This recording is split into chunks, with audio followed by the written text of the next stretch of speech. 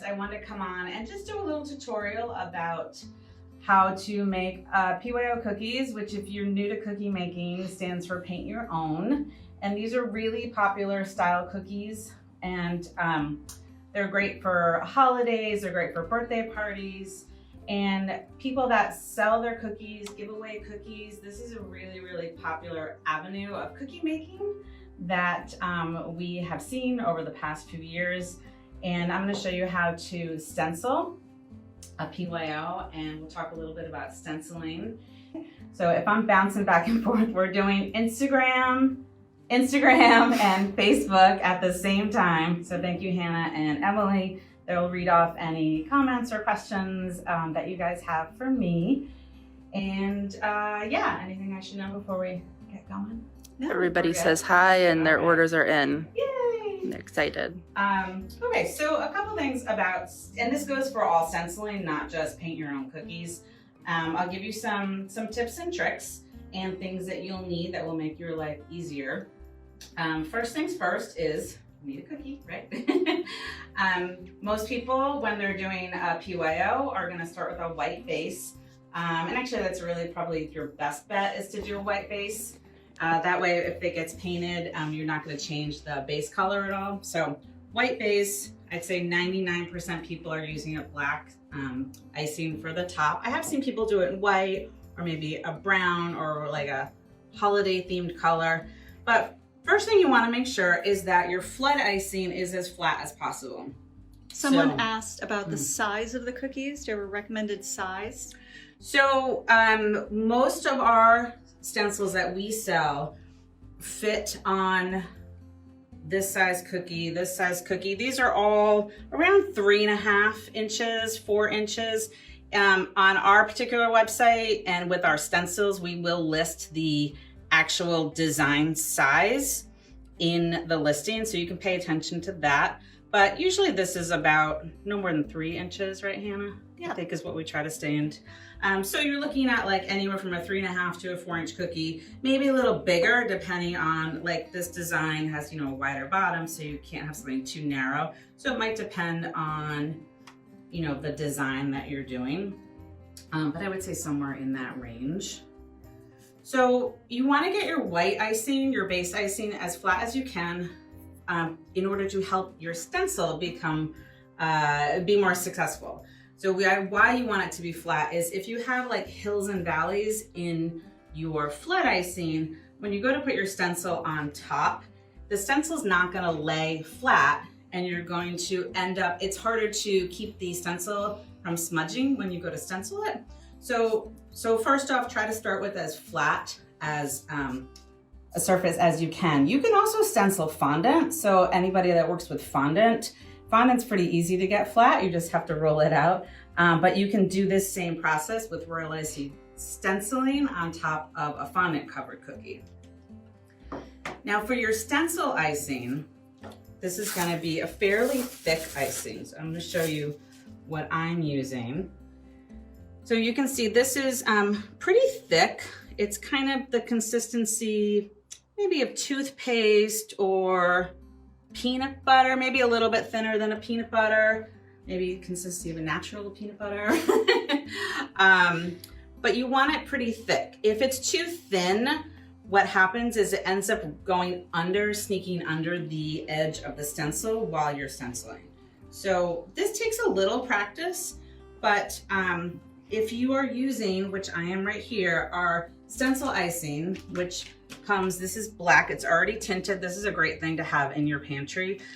We do have some recommended ratios of water to mix. So this, all you have to do is add water.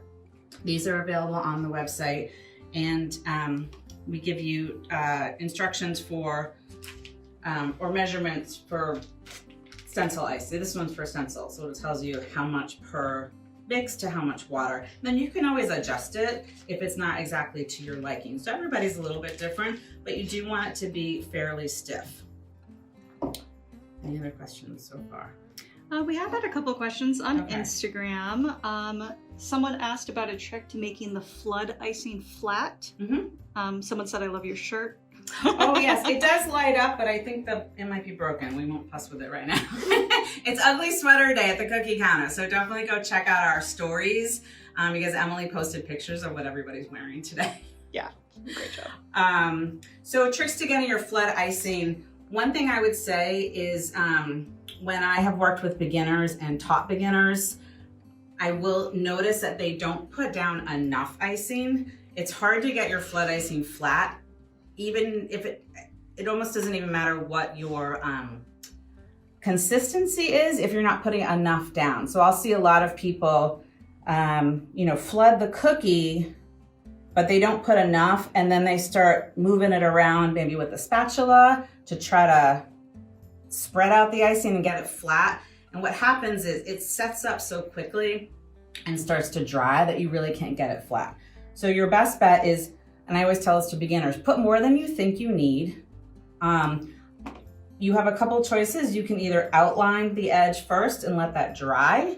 I think for beginners, that's an easier way to go. So then you already have a dry border, and then use a thinner consistency to flood the middle and make sure you put enough. And then as soon as you're done, you can give it a little shake, tap it down on your surface, and that'll help it even out. But it does need to be thin enough to be able to do that. So consistency is key, and then using enough icing, I would say, is my next big tip on that. So for stenciling, you're going to want something to hold your stencil. It'll just make your life easier. So I'm using a Stencil Genie here. And then use a small spatula. I prefer a small spatula to an offset spatula. We sell these little rubber ones. And what I like to do is, now I want you to think about, you're not trying to smear the icing across, you're just kind of lightly pressing the icing down. And you'll see I'm not getting to the stencil, if that makes sense. I'm just laying it on top. And I'm kind of coming around the edge first before I do the middle. And again, I'm putting on way more than I need. So right now, I'm thinking of gluing the stencil to the cookie. Then you're gonna wanna take your stencil scraper and hold down your Genie here, and you're gonna lightly pull back. So I'm not putting enough pressure to scrape everything off at once. I'm gonna just put that excess back in my bowl and come back in and do it again. And you basically wanna do this until you guys can probably start to see the design here. So this cookie is pretty flat. If you had hills and valleys, there'd be parts where you wouldn't see it come through as well. But I can stop here. You don't need to scrape all of it off. And then you're just gonna lift up, and then you have your stenciled cookie. Right? Easy enough. Beautiful. So again, the consistency of the stencil icing is really key. And I know when we've done trade shows in the past at CookieCon, a lot of times I'll pass around my little tub of icing and let people feel it. It's sometimes hard to tell on video or in pictures what the actual consistency is. So, and most people say, oh, it's different than I thought it was gonna be. So don't be shy, and practice. You can practice without a cookie, buy a not a cookie. Those are great things to practice with. We sell those on our website. So I'll do another one so you can watch again. Quick question. Yes. Susan said that the black seems to dry really fast on her. Does she need to make it thinner or work faster? I would say probably work faster, because if it's too thin, you won't get the results. It'll end up seeping under. Mm-hmm. You could try adding literally drop by drop to adjust it. But I really wouldn't go too thin with it because it's too easy to smudge it when it's thin. All right, so let's do one more. Also, the Stencil Genie, this is the way the Stencil Genie comes with these two pieces. There is an attachment you can buy for a thicker cookie. So this one's rolled out a little thicker. So I'm gonna use the attachment. If I can pick this up. So that way my stencil lays flatter on here. So that is an accessory you can buy if you don't know that. So if you roll out a thicker cookie, you might need, I think they call it side B, right? The Stencil Genie, I think. XTC, extra tall cookie. Oh, yes, okay. It probably says it on here. Jeannie's watching and saying, come on, Hillary, get it together. We've got a couple questions. Okay. Someone asked, would you ever airbrush a stencil design on for a PYO? I wouldn't recommend it because you'll see when we go to paint them, but when kids go to paint them, the airbrush will just paint right off. So the airbrush, if you add water to it, it'll smudge, whereas the icing holds up a lot better. So I don't recommend airbrushing. Good question. And we got another, this is a common question. Yep. How many times do you need to wash your stencil, or how often do you wash it between I've got that one stencils? too. All right, so let's, here, I'll talk about it as I do this. So let me show you again. So I'm gonna I start around the edge. You're also gonna notice when I do it, so see, like, for example, this guy, this is a gnome, and his hat has like a flap that comes up here, right? So I look at that and I see, okay, I don't want the icing to go under there. So what I kind of do is I work against it and I glue it down instead of like scraping small bits across it that might get under. So this is a way to help, you know, make sure you get clean icing results. And again, something I see with beginners is they'll only put a little bit down and then they start trying to pull it across with their spatula. And what happens is you'll end up getting it under the stencil. It's drying so quickly, like our viewer said, that it'll start to get crusty and you're gonna end up pulling the crust through. So again, put on more than you think, and then you could just take it off. And this isn't bad icing, you just put it right back in your jar. And if you do work quick enough, this stuff won't crust or go bad. So, and I'm pressing down, but I'm not pressing that hard. And then depending on the design of the stencil, if the stencil had a lot of lines moving back and forth this way, I might pull this way instead. So think about that too. This one's kind of got lines going everywhere. So now as far as washing goes, if you know you have a lot of these to do, and once you get confident at it, you know, you might want to try to pull off more icing than not. That way, if you go to do this again, so here's this guy, and if I want to go do him again, one of the challenges of not washing it in between is it's hard to see where the stencil is going to land if you leave a lot of icing on. If you also don't work quick enough, the icing that's on your stencil is already drying. Like right now as we're talking, it's already drying. So like we can do this again right now.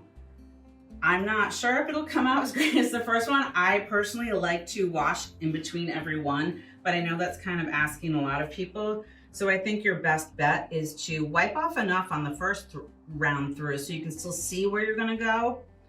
And you do have to work quickly so that way the icing that's left on the stencil isn't crusting over and will cause problems as you do your next one. Also, your stencil scraper, if this starts to get crusty, wash it, wipe it, or just switch over to a new one. So we sell these in packs of 3. These are great tools to use.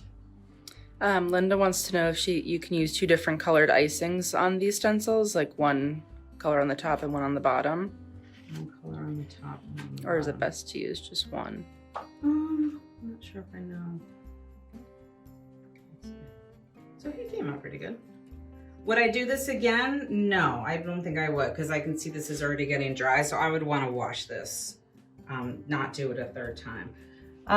Stencil on the top. Do you mean like just 2 different color icings? You can, yeah. I mean, I've seen, definitely that's a technique you can do. You can do it, I would do it at once. I wouldn't try to come back and do it later, so you will have a little blending of color where the 2 colors go.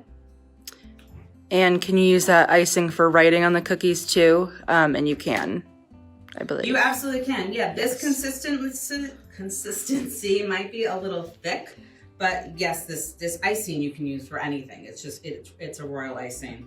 The great thing about this is that it's already set up with black in it and it's already pre-made. So there's nothing else to mix. It's perfect to have in your pantry because if you've tried to make black icing before, which probably you will have, you know it takes a long time to set up. It takes a ton of gel to get it really black. Sometimes that can alter the taste. Same thing with the red, which we now have an instant red mix. So this is great to just keep in your pantry, and then you just do a little bit at a time, whatever you need. And then you wrap this up and save the rest of it for later. For our new people, can we just take a look at that consistency again? Yep. For stenciling, I Yes. say? So sorry, my bowl's getting a little bit, but a little bit hairy, but it's pretty thick. It really is. You might adjust it slightly. From this point, you might like it even a tiny bit thicker or a little thinner, but this should not be falling off your spatula. It should hold, like if we want to do a peak, you know, the peak's gonna curl over, but it's never gonna fall into a flood. Whereas, you know, flood icing, it's gonna fall flat when you play with it. It's still gonna fall flat pretty quickly. Before we move on, someone asked, can you add drops of water if your icing starts to get thick? Yes, absolutely. But if you're dealing with this small amount of icing, which if you're doing, you know, a dozen cookies, it doesn't take much black icing, like if you're doing a dozen PYOs. So literally like a drop at a time. Like don't do it a teaspoon at a time, because then you'll be stuck in this back and forth of adding sugar or mix back in and then water. So literally like just a tiny bit at a time. So something that we sell at the Cookie Countess is these paint palettes, which let me show you the Christmas ones. So because these cookies are so popular, we made it really easy for you to supply something to your customers that the kids can paint with. So we have these in 10 different color varieties. This is, for example, the Christmas one. So we have a bunch of holiday themed ones and then just some color palette themed ones. And this is, basically it's food color, it's water activated. So it's just like, you know, watercolors you did as a kid, except these you can do on cookies. So for, you know, kids, this is really fun because you can give them a cookie, a brush, a palette, and then all they need is some water, and just a little bit of water is going to activate these colors. And they're super bright. They go on really, really nicely. So we'll just do a couple colors here. While you're painting, Yes. how long after you scrape the stencil will the PYO cookie be dry, this black icing? Because it's such a stiff icing and because it doesn't have a ton of moisture in it, it actually dries really quickly. Like literally, I would say within 15 minutes. So, I mean, check it. You know, a lot of this also depends on humidity levels where you live. So, you know, we're in the Northeast and it's super dry this time of year. So, be cognizant of that. But again, it's going to be a lot quicker than your flood icing because it's such a small amount of icing and because it's so stiff to begin with. So these are great. They're very, very vibrant. A lot of times one palette could do 2 cookies, depending on, you know, the design. So and again, this is the Christmas one. And you can use, you don't have to stick with, you know, Christmas doesn't just have to be Christmas. I know we sell a lot of these for Thanksgiving also, this color palette. We also make just a rainbow one that you could use for pretty much anything. But these are really fun. Kids love doing this. It's a great party activity. It's a great, let's do some more red. It's a great gift to give. I know I've definitely brought them to my son's school when they've allowed it and done them for the kids, PYOs for the kids based on the holiday if they were having a party. Oop, I went outside the lines. Any last questions before we go? No? All right, I hope that was helpful. And I hope you like these new bundles. Go to the website, thecookiecountess.com, to check those out. And thank you guys for joining me. So this was fun. Enjoy your Saturday, and I'll probably be back tomorrow.